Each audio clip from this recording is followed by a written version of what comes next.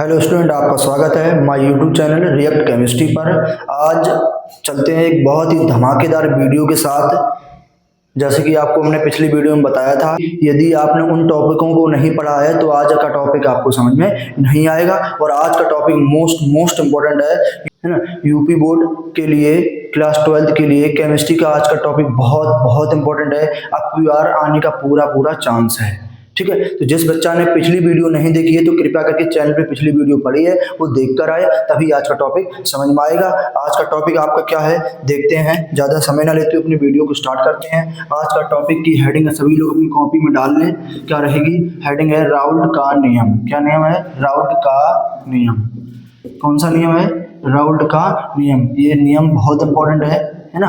ये नियम most important है, सभी बच्चे अपनी कॉपी में डालने, मोस्ट इम्पोर्टेंट है, ठीक है। और इसको बहुत ही आसान तरीके से और आसान ट्रिक से आपको समझाएंगे, क्योंकि बहुत मजा आ जाएगा, है ना। एक बार में ही आपको याद हो जाएगा। तो देखते हैं, इसको अच्छे तरीके से सिंप्लीफाई करते हैं, ठीक है। अच्छे तरीके से सिंप्लीफाई करते हैं। बराबर small N upon small N plus में कैपिटल एन, ठीक है ना। ये हो गया। इसके बाद में अब क्या हो जाएगा, यहाँ इसको बनाते हैं, इसकी ट्रिक बनाते हैं ना। तनु विलयनों के लिए वाष्प दाब में अपेक्षिक अवनमन, ठीक। यह है विलेय का मूल प्रभाज। क्या है? विलेय का मूल प्रभाज, ठीक है। और ये है बराबर, क्या है? बराबर। पहले तो इस नियम को लिखने के लिए सबसे पहले आपको ये बताना पड़ता है कि राउल्ट नामक वैज्ञानिक ने इस नियम को किनके संबंध में दिया है।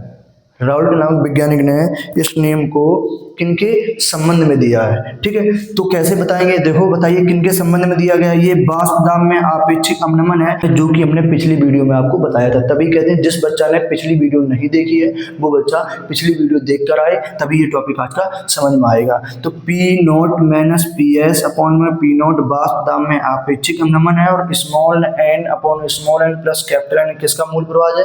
विलेय का। अगर ऊपर कैपिटल N होता तो किसका होता? विलायक का होता, ठीक है। और एक किसके लिए नियम लागू होगा? तनु विलयन के लिए। किसके लिए लागू होगा? तनु विलयन के लिए। तो बताइए राउल्ट नामक वैज्ञानिक ने किनके संबंध में दिया? राउल्ट नामक वैज्ञानिक ने वाष्प दाब में अपेक्षिक अवनमन और विलेय के मूल प्रभाज के संबंध में नियम प्रस्तुत किया, है ना, जिसे राउल्ट का नियम कहते हैं। तो लिखना कैसे है? सभी बच्चे नीली पेन से लिखना है, ठीक है। सभी बच्चों को नीली पेन से लिखना है। क्या लिखना है?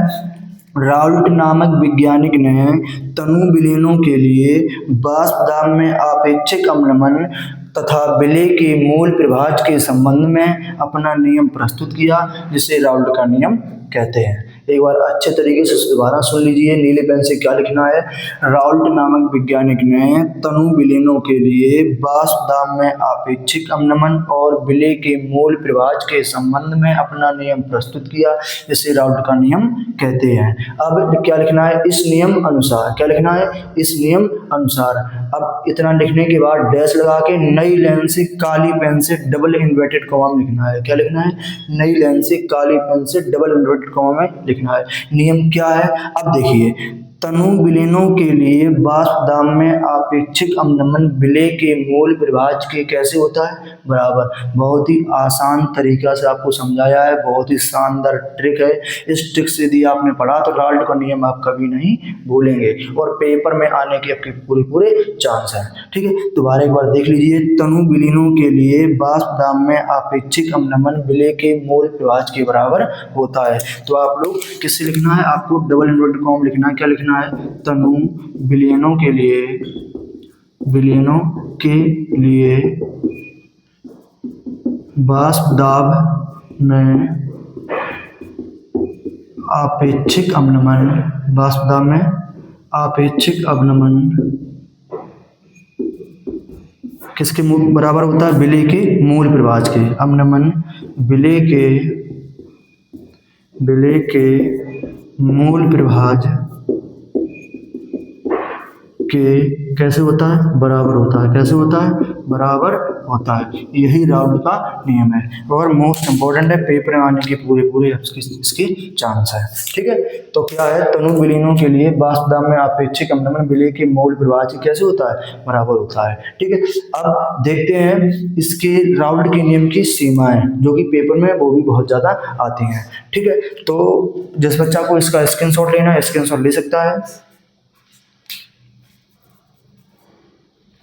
अब देखते हैं राउल्ट के नियम की सीमाएं। ठीक है, राउल्ट के नियम की सीमाएं वो भी बहुत इंपॉर्टेंट है ना। कभी कभी राउल्ट का नियम ना पूछकर राउल्ट के नियम की सीमाएं पूछ दी जाती हैं, तो वो भी कैसी हैं, मोस्ट इंपॉर्टेंट है।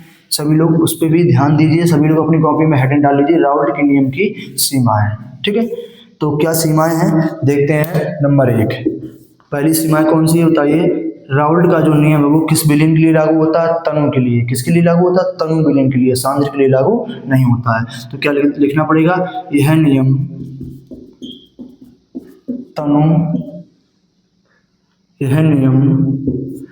तनु विलयनों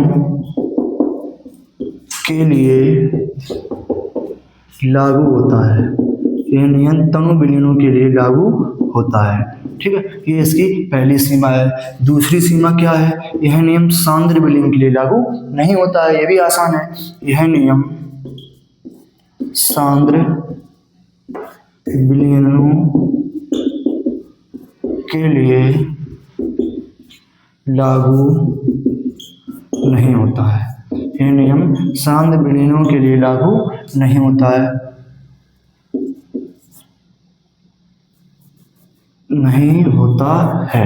ठीक है, 2 सीमाएं होगी। इसके बाद यह नियम उस विलयन के लिए लागू नहीं होता है जो विलयन में वैद्युत अपघट्ट बनाने की प्रवृत्ति रखते हैं। तो ये भी पॉइंट लिख लीजिए। ठीक है, वैद्युत अपघट्ट क्या होते हैं, जिसमें विद्युत धारा प्रवाहित हो जाती है उसे वैद्युत अपघट्ट कहते हैं, जिसमें विद्युत धारा प्रवाहित नहीं होती उसे वैद्युत अनअपघट्ट कहते हैं। ठीक है, तो क्या हो जाएगा, यह नियम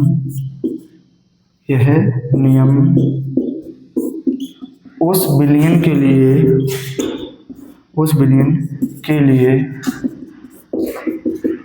लागू नहीं होता है जो विलयन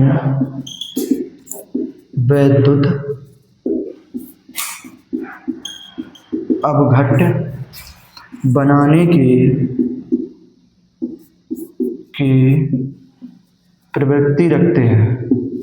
प्रवृत्ति रखते हैं।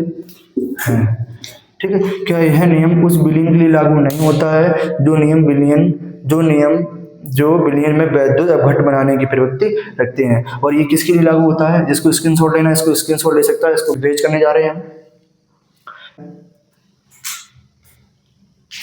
तो चौथा पॉइंट इसका क्या है, चौथी इसकी सीमाएं क्या है, चौथी सीमा इसकी ये है, चाहे हम अभी बोल दे रहे हैं, आप लिख लीजिए। चौथी सीमा क्या है, यह नियम उस विलयन के लिए लागू होता है जो विलयन अवाष्पशील पदार्थ बनाने की प्रवृत्ति रखता है। दोबारा सुन लीजिए, यह नियम उस विलयन के लिए लागू होता है जो विलयन में अवाष्पशील पदार्थ बनाने की प्रवृत्ति रखते हैं। तो सभी लोग नोट कर लीजिए कॉपी में। और आज के टॉपिक के लिए इतना ही बहुत है।